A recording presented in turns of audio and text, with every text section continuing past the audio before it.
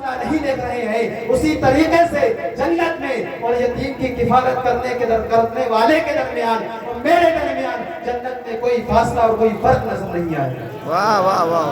محترم سامعین و حاضرین، تبھی تو کسی شاعر نے کہا تھا کہ کوئی محروم کرم کوئی ترستا نہ رہا، کوئی محروم کرم کوئی ترستا نہ رہا، جس پہ برسی نہ ہو رحمت کوئی ایسا نہ رہا.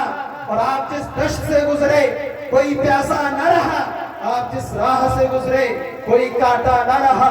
پھول ہی پھول کھلانے کے لیے آپ آئے، بزم کونین سجانے کے لیے آپ آئے. اور وہی مزدور وہی عورت جو تھی داغ زمانے کے لیے. واہ واہ واہ واہ. عورتوں کے ساتھ بھی بڑا ظلم و ستم کیا جایا کرتا تھا. قرآن نے کہا کہ قد جاءکم من اللہ نور، تحقیق اللہ کی جانب سے تمہارے پاس ایک نور آ گیا ہے.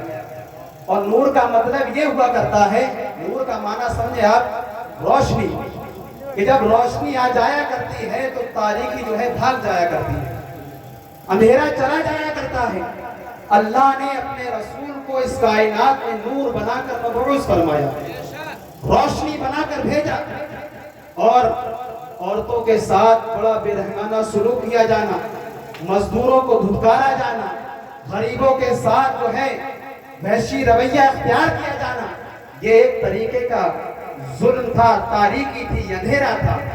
اللہ تبارک و تعالیٰ نے ایسے اندھیرے میں اپنے حبیب کو مبعوث فرمایا.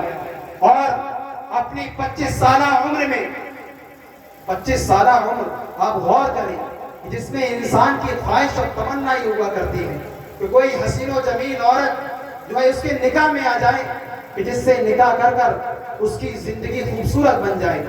لیکن نبی کریم صلی اللہ علیہ وسلم اپنا پہلا نکاح 25 سالہ عمر میں فرما رہے ہیں، اور وہ کوئی کنواری لڑکی نہیں ہے، کوئی کم عمر والی لڑکی نہیں ہے، بلکہ جب آپ نے ہاتھ تھاما تو ایک بیوہ کا تھاما.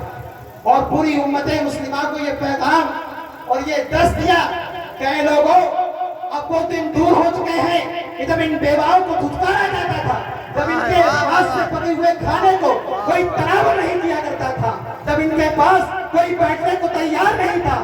آج اللہ کا یہ پیارا محبوب احمد مصطفیٰ محمد مصطفیٰ اپنی 25 سالہ عمر میں ایک بیوہ کا ہاتھ تھام رہا ہے اور اپنی امت کو یہ درس دے رہا ہے کہ اگر تمہیں کوئی پریشان حالہ عورت مل جائے، کوئی تمہیں مجبور عورت مل جائے، کوئی ایسی عورت معاشرے میں نظر آ جائے کہ جس کا کوئی سہارا نہ ہو، جو کوئی بے بس ہو تو اس کا سہارا بن جانا، یقین مانو یہ میری پیاری سنت ہے. نبی کریم صلی اللہ علیہ وسلم نے اپنی 25 سالہ عمر میں حضرت خدیجہ کا ہاتھ تھام کر پوری امت مسلمہ کو یہ پیغام دے دیا کہ اب وہ دن دور ہو گئے ہیں کہ جب بیواؤں کو ستایا جاتا تھا، انہیں دھتکارا جاتا تھا، ان پر ظلم و ستم کیا جاتا تھا. آج محمد عربی جو ہے ایک بیوہ کا ہاتھ تھام رہا ہے اور اسے عزت و توقیر دے رہا ہے، اسے عزت کی منزلوں سے سرفراز کر رہا ہے. شاعر نے کہا تھا کہ وہی ماں عورت جو تھی داغ زمانے کے لیے، پیدا ہوتی تھی تو مٹی میں دبانے کے لیے، زندہ رہتی تھی تو محفل میں نچانے کے لیے، وقت دی نفس کی جو آگ بجھانے کے لیے، مرتبہ اس کا بڑھانے کے لیے آپ آئے، بزم کونین سجانے کے لیے آپ آئے.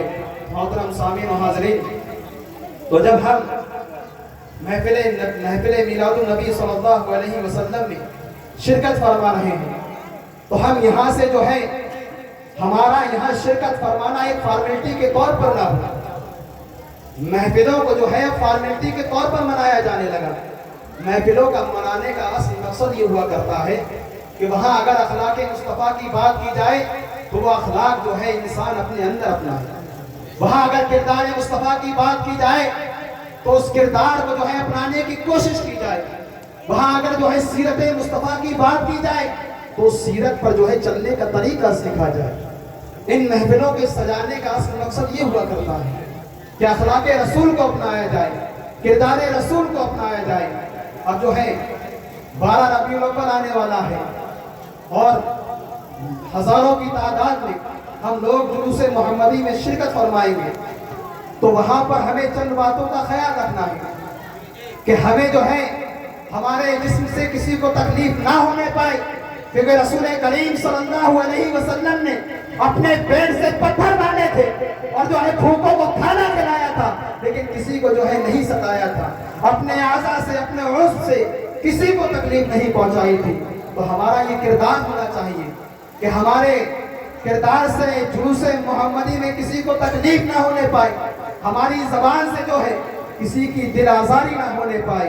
मोहतरम सामीन व हाज़रीन, जब हम इस तरीके से जुलूस में शिरकत फरमाएंगे, अखलाक रसूल को अपनाएंगे, किरदार रसूल को अपनाएंगे, तो अल्लाह तबारक व तआला अपनी रहमतें हम पर नाज़िल फरमाएगा, हमारे गुनाहों की मग़फ़िरत फरमाएगा।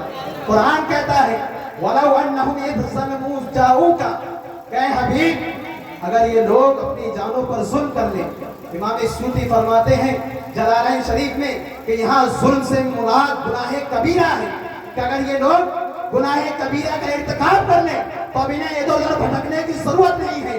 कुरान ने हमें सीधा रास्ता बता दिया और मुखातिब की ज़मीर अल्लाह के रसूल की तरफ ये इशारा फरमा रही है कि ऐ लोगों, अगर तुम्हें ये महसूस हो कि तुम गुनाह कबीरा में ज़्यादा कर चुके हो और गुनाहों का ज़्यादा शिकार हो चुके हो, अब तुम्हें अपने गुनाहों से छुटकारा चाहिए, तुम अपने गुनाहों से जो है रुस्तगारी हासिल करना चाहते हो, तो कुरान कहता है वलौ अन्नहुम यज़्लमू जाऊका, ऐ हबीब ये आपकी बारगाह में आए, अल्लाह तबारक व तआला आपके वसीले से इनके तमाम गुनाहों की मग़फ़िरत फरमाए। वाह वाह बेशक। मोहतरम सामीन व हाज़रीन, तो हमें जो है जुलूस मोहम्मदी के आदाब का पासो लिहाज रखना है कि हम नबी करीम सल्लल्लाहु अलैहि वसल्लम की उम्मत में हैं। आका का अखलाक कैसा था, किरदार कैसा था, नबी करीम सल्लल्लाहु अलैहि वसल्लम की सीरत तय्यबा कैसी थी, तो उन तमाम चीज़ों को अपनी मद्देनज़र रखें और जुलूस मोहम्मदी में शिरकत फरमाएं। अल्लाह तबारक व